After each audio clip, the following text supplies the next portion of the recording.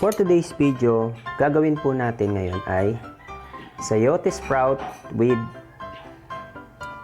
salted egg salad.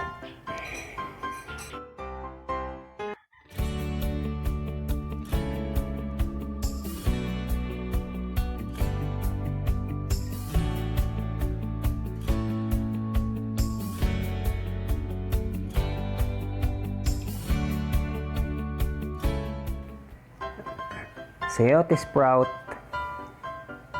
salted egg, tomato, at onion.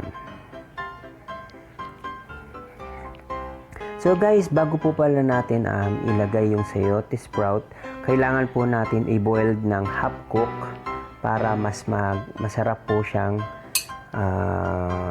gawin salad. So, hini-half cook lang siya guys. Yan, inilagay ko na po yung sprout. Tapos, sinunod ko na po yung tomato. Guys, ganyan lang, simple lang. Tapos, susunod lang po yung onion. Tapos, siling haba. Optional lang yan naman yung guys. Optional. Bali, pwede pong hindi nyo lagyan. Pwedeng lagyan. Depende po sa inyo kung gusto niyo po yung manghang.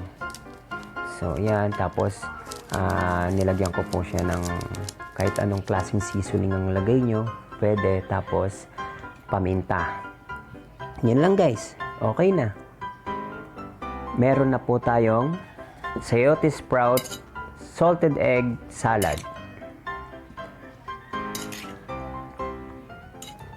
Simple lang po guys. Madaling madali. Basic na basic. Healthy food pa kasi meron po siyang tomato, tapos yung Sayote Sprout, maganda po siya sa katawan. Yun po, bali ano po siya ng talbos ng sayote na galing sa Baguio. Ayan guys, ready na po. Tara po, kain na po tayo.